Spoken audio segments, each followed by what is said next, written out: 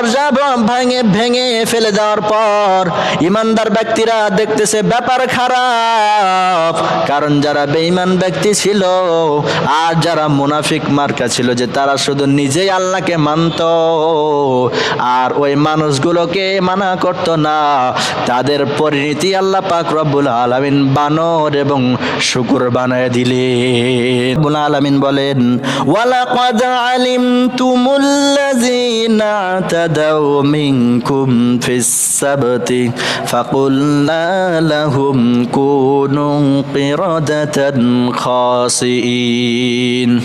তোমরা জানো যে তারা ভালো, তারা শনিবারের দিন সীমা লঙ্ঘন করেছেন, এই জন্য আমি আল্লাহ পাক রব্বুল আলামিন তাদেরকে ঘৃণিত বানর বানায় দিলাম।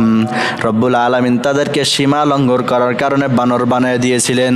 কোন জাতি? তাফসিরে তাবারি, তাফসিরে মারিফুল কোরআন, তাফসিরে ইবনে কাসির, তিনটা তাফসির পড়ে আমি দেখলাম যে ঘটনাগুলো এত সুন্দর করে বর্ণনা করে দিয়েছেন। এই আয়াতে ঘটনা সুন্দর করে বর্ণনা করা আছে। শুক্রবারের দিন দিনের সর্বশ্রেষ্ঠ একটা দিন, এই দিনটা শুক্রবারের দিন হলো শ্রেষ্ঠ দিন। তারা কিন্তু যেন এই মর্যাদাপূর্ণ দিনটাতে মানে এই মর্যাদাপূর্ণ দিনটাকে যেন তারা মর্যাদা দেয়। কিন্তু ইহুদি জাতিরা বলল, আমরা কিন্তু এই শুক্রবার মানব না, আমরা শনিবারের দিন সর্বোত্তম দিন মানব। কয় কেন? কারণ হলো আল্লাহ পাক রব্বুল আলামিন শনিবারের দিন পৃথিবী আসমান জমিন সমস্ত কিছু সৃষ্টি করতে শুরু করেছিলেন, বৃহস্পতিবারের দিন শেষ করেছিলেন, আবার শনিবারের দিন সমস্ত কিছু রব্বুল আলামিনের অনুগত্য করেছিল। এই জন্য এই দিনটাকেই আমরা মর্যাদাপূর্ণ দিন মানব। রব্বুল আলামিনের দেওয়া দিন শুক্রবারের দিন সর্বোত্তম দিন বলে তারা ঘোষণা করলো না, তারা ঘোষণা করলো যে আমরা শনিবারের দিনকে উত্তম দিন মানব। দিনের সর্দার, দিনের ঈদ, সাপ্তাহিক ঈদ যেটা আমরা শুক্রবারে পালন করি, তারা কিন্তু শনিবারের দিন পালন করতে চাইলো। রব্বুল আলামিন বলেন, ও পয়গম্বর, তোমার জাতিদেরকে বলে দাও যে হ্যাঁ ঠিক আছে তোমরা মানো, কিন্তু রব্বুল আলামিন কিন্তু তাদেরকে কিছু শর্ত শনিবারের দিন দিয়ে দিলেন। শর্ত দিলেন। শর্ত কি কি? শর্ত দিলেন সেই দিন কেউ শিকার করতে পারবে না, কেউ মাছ খাইতে পারবে না, এইরকম একটা শর্ত দিয়ে দিলেন রব্বুল আলামিনের। শর্ত পাওয়ার পর বনি ইসরাইল জাতিরা এবার শনিবারের দিন মাছ ধরতে পাবে না, মাছ শিকার করতে পাবে না।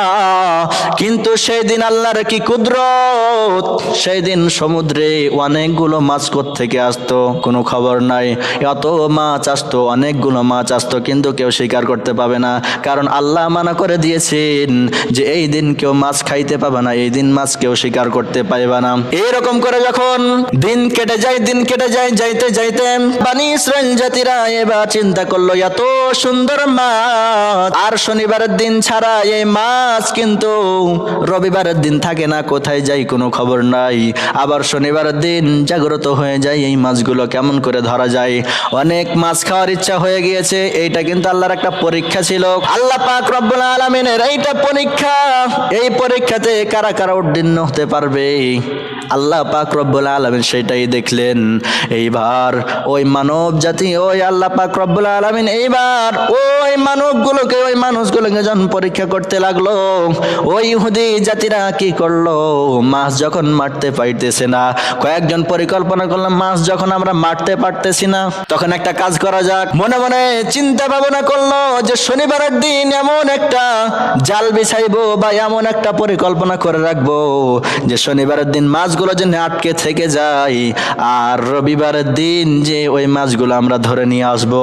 এইরকম যখন হয়ে গেল, একজন যখন এইরকম পরিকল্পনা করলো, রবিবারের দিন মাছ যখন নিয়ে চলে আসলো, মাছ যখন নিয়ে আসার পর এইবার যখন রান্না করতে লাগলো, মাছের গন্ধ কিন্তু একবারে থেকে আরেকবারে যাবে কি যাবে না?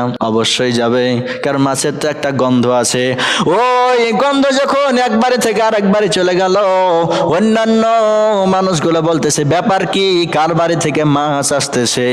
এইরকম করে জানাজানি হয়ে গেল, একজন দুইজন তিনজন করে সমস্ত মানুষ যখন জানাজানি হয়ে গেল যে তারা মাছ ধরে এরকম ভাবে, এইবার কি হলো দেখেন, সেই সময় তিনটা দল হলো, তিনটা দলে মানুষ বিভক্ত হয়ে গেল।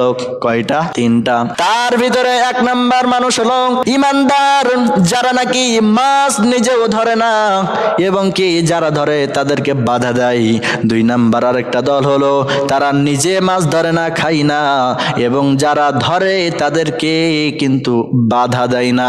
আরেকটা হলো যারা মাছ ধরে এবং খায়। এই তিনটা জাতি হয়ে গেল, তিনটা দল হয়ে গেল। এবার তিনটা দল যখন হয়ে গেল, ইমানদার দল যারা মাছ মারে তাদেরকে বলতেছে, ও ভাই তোমরা কেন মাছ মারতেছো? তোমরা কি আল্লাহর গজব সম্পর্কে পয়গম্বরের মুখ থেকে শোনো নাই?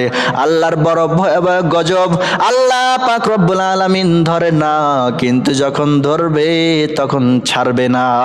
তোমরা কেন এইরকম করতেছো? আল্লাহকে ভয় করো, আল্লাহকে ভয় করো।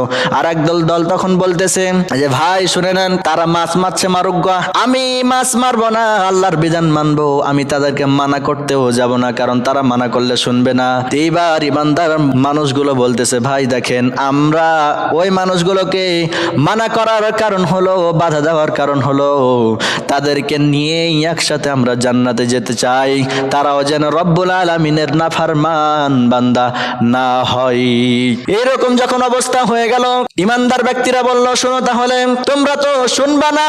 এক পর্যায়ে কি হয়ে গেল দেখেন, যখন কিছুতেই শুনতে চাইতেছে না, ইমানদার ব্যক্তিরা তখন বলল, তোমরা যেহেতু শুনতে চাইতেছো না, তোমরা মাছ খাইতেছো এবং মারতেছো, আল্লাহ মানা করেছে, এই জন্য আমরা মাছ মারবো না এবং খাবো না, কিন্তু তোমরা তো তা শুনলা না, তোমাদের সাথে আমরাও থাকবো না, তোমাদের দেওয়াল একটা পাশির দিয়ে দাও।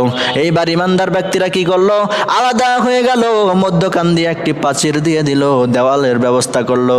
দেওয়াল দেওয়ার পর এক কোণা দিয়ে একটি দরজা রাখলো, আর বলল, তোমাদের যদি কোনো প্রয়োজন হয় এই দরজাটা ঢুকবা, আবার দরজা দিয়ে চলে যাইবা, তোমাদের সাথে আমার কোনো সম্পর্ক নাই, কারণ গজব যদি আসে তোমাদের সাথে আমরা থাকি, ওই গজবে কিন্তু আমরাও পড়ে যাব, তোমাদের সাথে আমরা থাকবো না। এবার এক পর্যায়ে কি হয়ে গেল, দিন যাইতেছে একদিন ইমানদার ব্যক্তিগুলো ঘুমাইলো, বেঈমান ব্যক্তিগুলো ঘুমায় গেল, দুই তিন দলের মানুষগুলো যখন ঘুমায় গেল, বিকালবেলা ঘুমায় গেল, সকালবেলা ইমানদাররা জাগ্রত হলো।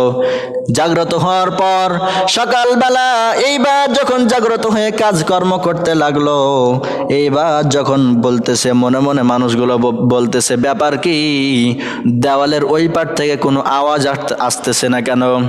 এদের কি হলো আবার? এদের আবার কি হলো? কোনো আওয়াজ ছাড়া নাই, সারা শব্দ কিছুই নাই।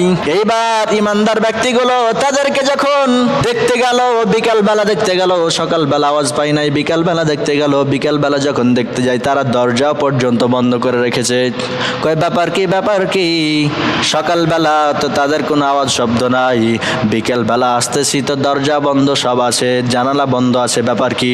দরজা ভাঙার পর, দরজা ভেঙে ফেলে দেওয়ার পর ইমানদার ব্যক্তিরা দেখতেছে ব্যাপার খারাপ, কারণ যারা বেঈমান ব্যক্তি ছিল আর যারা মুনাফিক মার্কা ছিল, যে তারা শুধু নিজেই আল্লাহকে মানত আর ওই মানুষগুলোকে মানা করত না, তাদের পরিণতি আল্লাহ পাক রব্বুল আলামিন বানর এবং শূকর বানায় দিলেন। কাদেরকে বানর এবং শূকর বানাইলেন? তাফসীরবিদরা লেখেন, কোন মুফাসসিরিন ইকরাম লিখেছেন, যারা যুবক ছিল ইহুদিদের ভিতরে, যারা যুবক ছিল তাদেরকে রব্বুল আলামিন বানর বানায় দিলেন, আর যারা বৃদ্ধ ছিল তাদেরকে শূকর বানায় দিয়েছেন। আবার অন্যান্য তাফসীরে এসেছেন যে যারা মাছ খাইতো এবং মারতো তাদেরকে রব্বুল আলামিন বানর বানায় দিলেন, আর যারা বলতো যে আমরা মাছ ধরবো না, খাবো না, কিন্তু যারা করতেছে করুক, আমরা মানা করব না, তাদেরকে রব্বুল আলামিন শূকরের পরিণত করে দিয়েছেন। ও হলো বানর এবং শূকরের কাহিনী। আল্লাহ রাব্বুল আলামিন ইহুদি জাতিদেরকে বানর বানায় দিলেন। কি করার কারণে? সীমা লঙ্ঘন করার কারণে। ওই বানর আল্লাহ পাক রব্বুল আলামিন মানুষদেরকে বানায় দিয়েছিলেন। ওই বানরটা কতদিন ছিল? 2 থেকে 3 দিন বা 4 দিন ছিল। সবাই না খেতে পেয়ে মারা গিয়েছিল, কারণ তারা কিছুই খাইতো না। শুকরগুলাও মারা গিয়েছিল, বানরগুলাও মারা গিয়েছিল। এই জায়গা থেকে শিক্ষা আমরা পাইলাম যে যদি নিজে নিজে ইবাদত করি আর অসৎ কাজে যদি আমরা বাধা প্রদান না করি, তাহলে ওই শুকরের এবং বানরের জাত আমাদেরকে হয়ে যেতে হবে। কারণ যারা মানা করে নাই, তারা নিজে নিজে মেনেছে, তারাওকে কিন্তু রব্বুল আলামিন ছাড় দেয় নাই। আজও যারা সৎ কাজে আদেশ করবেন না এবং অসৎ কাজে বাধা প্রদান করবেন না, নিজে নিজে একা একা জান্নাত যাওয়ার পরিকল্পনা করবেন, তাদেরকেও রব্বুল আলামিন তাদের মতো বানায় দিতে পারে কি পারে না? এই জন্য সম্মানিত ভাইরা, সৎ কাজে আদেশ করতে হবে এবং অসৎ কাজে আমাকে আপনাকে নিষেধ করতে হবে।